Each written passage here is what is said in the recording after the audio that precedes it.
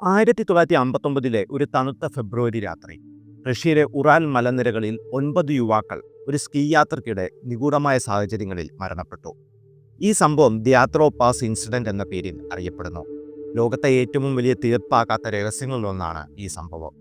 Igor ദ്യാത്ലോവിന്റെ നേതൃത്വത്തിൽ Ural polytechnical ഇൻസ്റ്റിറ്റ്യൂട്ടിൽ നിന്നുള്ള പരിചയസമ്പന്നരായ ഹൈക്കർമാർ മഞ്ഞുമൂടിയ ഗോലാസാക്കിൽ മലയിൽ അന്ന് ഒരു ക്യാമ്പ് സ്ഥാപിച്ചു. എന്നാൽ ആ രാത്രി എന്തോ അസാധാരണമായ സംഭവം അവരെ ടെന്റിന് പുറത്തേക്ക് ഓടാൻ പ്രേരിപ്പിച്ചു. ഓടുന്ന സമയത്ത് അവർക്ക് ഷൂസോ മതിയായ വസ്ത്രങ്ങളോ ഇല്ലായിരുന്നു. ആ സമയത്ത് അവിടെ -30 താപനിലയായിരുന്നു. രക്ഷാപ്രവർത്തകർ പിന്നീട് അവരുടെ ശരീരങ്ങൾ കണ്ടെത്തിയപ്പോൾ ഞെട്ടിപ്പിക്കുന്ന കാഴ്ചകളാണ് കണ്ടത്. ടെന്റ് അകത്തുനിന്ന് മുറിച്ചിരുന്നു. ചിലരുടെ ശരീരങ്ങളിൽ ഗുരുതരമായ പരിക്കുകൾ. ഒരാളുടെ നാവ് നഷ്ടപ്പെട്ടിരുന്നു. ചില വസ്ത്രങ്ങളിൽ റേഡിയോ ആക്ടിവിറ്റി അംശങ്ങൾ കണ്ടെത്തി. ഈ സംഭവം ലോകമെമ്പാടും ഗവേഷകരെയും ജനങ്ങളെയും ഒരുപോലെ ആകർഷിച്ചു. എന്താണ് യഥാർത്ഥത്തിൽ സംഭവിച്ചത്?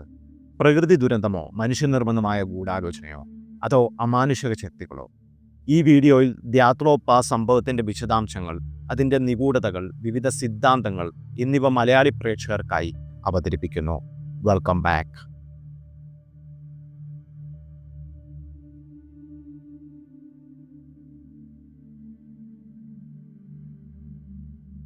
1959 ജനുവരി 23-ന് യുറാൽ പോളിടെക്നിക്കൽ ഇൻസ്റ്റിറ്റ്യൂട്ടിൽ നിന്നുള്ള 10 വിദ്യാർത്ഥികൾ ഇഗോർ ദ്യാത്രോവിന്റെ നേതൃത്വത്തിൽ ഉറാൽ മലനിരകളിൽ ഓട്ടോട്ടൻ മലയിലേക്കുള്ള ഒരു സ്കീ യാത്ര ആരംഭിച്ചു. ഈ യാത്ര അവരുടെ കായികക്ഷമതയും പർവ്വതാരോഹണ സ്കില്ലും പ്രകടിപ്പിക്കാനുള്ള ഒരു അവസരമായിരുന്നു. ഗ്രൂപ്പിൽ 8 പുരുഷന്മാരും 2 സ്ത്രീകളും ഉൾപ്പെട്ടിരുന്നു. എല്ലാവരും പരിചയസമ്പന്നരായ ഹൈക്കർമാർ, സ്കീയർമാർ ആയിരുന്നു. എന്നാൽ യാത്രക്കിടെ യൂറി യൂഡിൻ എന്ന വിദ്യാർത്ഥി ഞരമ്പുവേദന കാരണം തിരികെ മടങ്ങി. ബാക്കിയുള്ള 9 പേർ മുന്നോട്ട് പോയി. എന്നാൽ പിന്നീട് അവർക്ക് ഒരിക്കലും തിരിച്ചെത്താൻ കഴിഞ്ഞില്ല. ഫെബ്രുവരി 1-ന് ഈ ഗ്രൂപ്പ് ഗോലാസാക്കിൽ മലയുടെ കിഴക്കൻ ചെരുവിൽ ഒരു ടെന്റ് സ്ഥാപിച്ചു. ഡെഡ് മൗണ്ടൻ എന്ന അർത്ഥം വരുന്ന ഈ മല പ്രാദേശിക മാൻസി ജനതയുടെ ഭാഷയിൽ ഭയാനകമായ ഒരു പേര് വഹിച്ചിരുന്ന ഒന്നാണ്. അവരുടെ ഡയറികളും ക്യാമറ ഫിലിമുകളും പിന്നീട് കണ്ടെത്തിയപ്പോൾ അവർ ആ ദിവസം വരെ സന്തോഷത്തോടെയും ആത്മവിശ്വാസത്തോടെയും യാത്ര തുടർന്നിരുന്നുവെന്ന് വ്യക്തമായി. എന്നാൽ ആ രാത്രി എന്തോ അസാധാരണമായ സംഭവം നടന്നിരുന്നു. ഫെബ്രുവരി 12-ന് ഗ്രൂപ്പ് തിരിച്ചെത്തേണ്ടിയിരുന്നു. പക്ഷേ അവർ എത്താതിരുന്നതോടെ ഫെബ്രുവരി 20-ന് ഒരു രക്ഷാപ്രവർത്തന സംഘം അന്വേഷണം ആരംഭിച്ചു. ഫെബ്രുവരി 26-ന് മിഖായേൽ ഷറാബിൻ എന്ന വിദ്യാർത്ഥി ഉൾപ്പെട്ട സംഘം മഞ്ഞിനടിയിൽ ടെന്റിന്റെ ഒരു ഭാഗം കണ്ടെത്തി. ടെന്റ് അകത്തുനിന്ന് മുറിച്ചിരുന്നു. അതിനുള്ളിൽ ഭക്ഷണം, മദ്യം, ഒരു മാപ്പ്, വസ്ത്രങ്ങൾ എന്നിവ ഉപേക്ഷിക്കപ്പെട്ട നിലയിൽ കണ്ടെത്തി. ഹൈക്കർമാർ ഷൂസോ മതിയായ വസ്ത്രങ്ങളോ ഇല്ലാതെ -30 താപനിലയിൽ പുറത്തേക്ക് ഓടിയതിന്റെ അടയാളങ്ങൾ ഉണ്ടായിരുന്നു. അടുത്ത ദിവസങ്ങളിൽ 5 ശരീരങ്ങൾ കണ്ടെത്തി. ഇഗോർ ദ്യാത്രോവ്, സിനൈഡ കോഡ്മോഗോറോവ, റസ്റ്റം സ്ലോബോഡിൻ എന്നിവർ ടെന്റിലേക്ക് മടങ്ങാൻ ശ്രമിക്കുന്നതിനിടെ മരിച്ചതായി തോന്നി. അവർക്ക് ഹൈപ്പോതെർമിയ അഥവാ അമിത തണുപ്പ് മൂലമാണ് മരണം സംഭവിച്ചതെന്ന് കരുതപ്പെടുന്നു. എന്നാൽ മെയ് മാസത്തിൽ മഞ്ഞുരുകിയപ്പോൾ ബാക്കിയുള്ള 4 ശരീരങ്ങൾ ഒരു താഴ്വരയിൽ കണ്ടെത്തി. ഇവിടെയാണ് കാര്യങ്ങൾ കൂടുതൽ നിഗൂഢമായത്. ഈ ശരീരങ്ങളിൽ ഗുരുതരമായ പരിക്കുകൾ ഉണ്ടായിരുന്നു. തലയൊട്ടി തകർന്നവർ, നെഞ്ചിന്റെ അസ്ഥികൾ ഒടിഞ്ഞവർ, മാത്രമല്ല ലൂഡ്മില ദുബിനിന എന്ന യുവതിയുടെ നാവ് നഷ്ടപ്പെട്ടിരുന്നു. ചിലരുടെ വസ്ത്രങ്ങളിൽ റേഡിയോ ആക്ടിവിറ്റിയുടെ അംശം കണ്ടെത്തി. സോവിയറ്റ് അധികാരികൾ ഒരു ക്രിമിനൽ അന്വേഷണം ആരംഭിച്ചെങ്കിലും 3 മാസത്തിനുള്ളിൽ കേസ് അവസാനിപ്പിച്ചു. ഔദ്യോഗിക റിപ്പോർട്ട് ഹൈക്കർമാർ അജ്ഞാതമായ ഒരു പ്രകൃതിശക്തി മൂലം മരിച്ചുവെന്നാണ് പ്രസ്താവിച്ചത്. എന്നാൽ ഈ വിശദീകരണം പലർക്കും തൃപ്തികരമായിരുന്നില്ല. ടെന്റ് അകത്തുനിന്ന് മുറിച്ചത്, വസ്ത്രങ്ങളിലെ റേഡിയോ ആക്ടിവിറ്റി, ഗുരുതരമായ പരിക്കുകൾ എന്നിവ ഒരു സാധാരണ പ്രകൃതി ദുരന്തത്തിന്റെ വിശദീകരണമല്ലെന്ന് വിമർശകർ ചൂണ്ടിക്കാട്ടി. 1970-കളിൽ കേസ് ഫയലുകൾ പൊതുജനങ്ങൾക്ക് ലഭ്യമായെങ്കിലും പല പേജുകളും നഷ്ടപ്പെട്ടിരുന്നു. ഇത് ഗൂഢാലോചന സിദ്ധാന്തങ്ങൾക്ക് കൂടുതൽ ആക്കം കൂട്ടി. ദ്യാത്രോ പാസ് സംഭവം അതിന്റെ നിഗൂഢതകൾ കൊണ്ടാണ് ലോകമെമ്പാടും ശ്രദ്ധ നേടിയത്. ഹൈക്കർമാർ എന്തിന് ടെന്റ് മുറിച്ചു പുറത്തേക്ക് ഓടി? എന്താണ് ഗുരുതരമായ പരിക്കുകൾക്ക് കാരണമായത്? വസ്ത്രങ്ങളിലെ റേഡിയോ ആക്ടിവിറ്റിയും ലുഡ്മിലയുടെ നഷ്ടപ്പെട്ട നാവും എന്തിനെ സൂചിപ്പിക്കുന്നു? ഈ ചോദ്യങ്ങൾക്ക് ഉത്തരം നൽകാൻ വിവിധ സിദ്ധാന്തങ്ങൾ മുന്നോട്ട് വന്നിട്ടുണ്ട്. പ്രകൃതി ദുരന്തങ്ങൾ മുതൽ അമാനുഷിക ശക്തികൾ വരെ. 2019-ൽ റഷ്യൻ അധികാരികൾ കേസ് വീണ്ടും തുറന്നപ്പോൾ പ്രോസിക്യൂട്ടർ ആന്ദ്രേ കുറിയാക്കോവ് സ്ലാബ് അവലാഞ്ച് എന്ന സിദ്ധാന്തം മുന്നോട്ട് വെച്ചു. ഒരു വലിയ മഞ്ഞുപാളി ഒന്നിച്ച് താഴേക്ക് പതിക്കുന്ന ഹിമപാതമാണ് ഈ സ്ലാബ് അവലാഞ്ച്. 2021-ൽ സ്വിസ് ഗവേഷകരായ അലക്സാണ്ടർ പുസ്റിൻ, ജോഹാൻ ഗോം എന്നിവർ ഈ സിദ്ധാന്തത്തെ പിന്തുണച്ച് ഒരു പഠനം പ്രസിദ്ധീകരിച്ചു.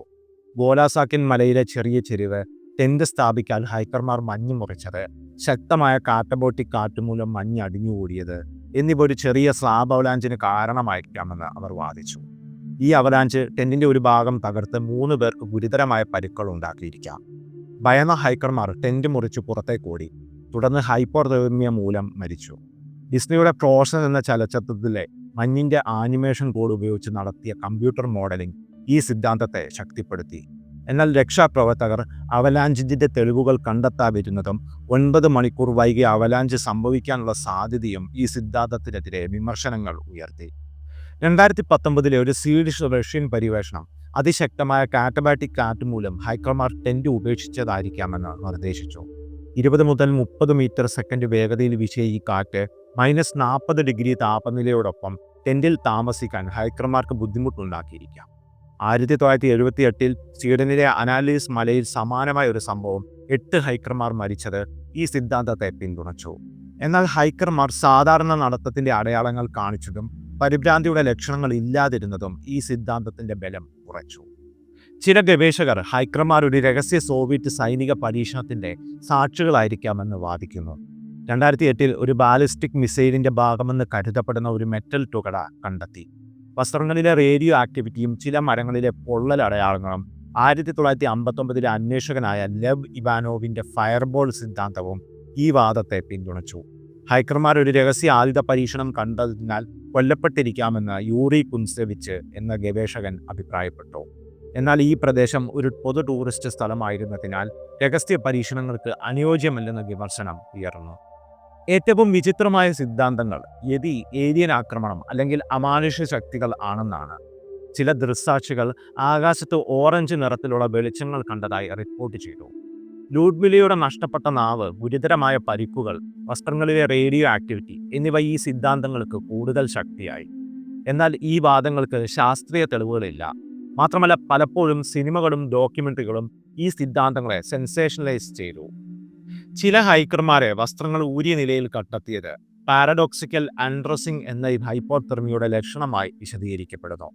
ഈ അവസ്ഥയിൽ തണുപ്പ് അനുഭവിക്കുന്നവർക്ക് പെട്ടെന്ന് ചൂട് അനുഭവപ്പെടുകയും വസ്ത്രങ്ങൾ ഊരുകയും ചെയ്യാം. എന്നാൽ ഇത് ഗുരുതരമായ പരിക്കുകളോ റേഡിയോ ആക്ടിവിറ്റിക്കോ കാരണമാകുമെന്ന് വിശദീകരിക്കുന്നില്ല. 66 വർഷങ്ങൾക്കിപ്പുറവും വ്യാത്ലോവ് പാസ് ഒരു നിഗൂഢതയായി തുടരുന്നു. സ്ലാബ് അവലാഞ്ച്, കാറ്റബാറ്റിക് കാറ്റ്, സൈനിക പരീക്ഷണങ്ങൾ അല്ലെങ്കിൽ അമാനുഷ്യ ശക്തികൾ, ഈ സിദ്ധാന്തങ്ങളൊന്നും ഈ ദുരന്തത്തിന്റെ എല്ലാ വശങ്ങളും പൂർണ്ണമായി വിശദീകരിക്കുന്നില്ല. ടെന്റിനകത്തു നിന്നുള്ള മുറിവ്, ഗുരുതരമായ പരിക്കുകൾ, റേഡിയോ ആക്ടിവിറ്റി, നഷ്ടപ്പെട്ട നാവ്, ഈ ഘടകങ്ങൾ ഒരു ഭയാനകമായ ചിത്രം വരയ്ക്കുന്നു. പക്ഷേ ഉത്തരങ്ങൾ ഇപ്പോഴും മഞ്ഞിന്റെ മറവിൽ ഒളിഞ്ഞിരിക്കുന്നു. റഷ്യൻ അധികാരികൾ 2019 കേസ് വീണ്ടും തുറന്നെങ്കിലും പലരും ഇതൊരു ഗൂഢാലോചനയുടെ ഭാഗമാണെന്ന് വിശ്വസിക്കുന്നു. യൂറി കുൻസെവിച്ചിന്റെ ദ്യാത്രോ ഫൗണ്ടേഷൻ ഈ യുവാക്കളുടെ ഓർമ്മകൾ നിലനിർത്താനും സത്യം കണ്ടെത്താനും ശ്രമിക്കുന്നു. എന്നാൽ ഓരോ പുതിയ തെളിവും കൂടുതൽ ചോദ്യങ്ങൾ ഉയർത്തുന്നു. ഗോദാസാക്കിൽ മലയിൽ ആ രാത്രി എന്താണ് സംഭവിച്ചത്? ഒരു പ്രകൃതി ശക്തിയോ മനുഷ്യന്റെ ഇടപെടലോ, അതോ അജ്ഞാതമായ എന്തോ ഒന്നോ? ഈ രഹസ്യം മനുഷ്യന്റെ അറിവിന്റെ അതിരുകൾക്കപ്പുറം ഇനിയും പരിഹരിക്കപ്പെടാതെ തുടരുന്നു. ഈ വീഡിയോ നിങ്ങൾക്ക് ഇഷ്ടമായാൽ തീർച്ചയായും ലൈക്ക് ചെയ്യുക. അതോടൊപ്പം ചാനൽ സബ്സ്ക്രൈബ് ചെയ്യാത്തവരാണെങ്കിൽ സബ്സ്ക്രൈബ് ചെയ്ത് ബെൽ ഐക്കൺ അമർത്തുക. അപ്പോൾ അടുത്ത വീഡിയോയിൽ വീണ്ടും കാണാം. നന്ദി, നമസ്കാരം.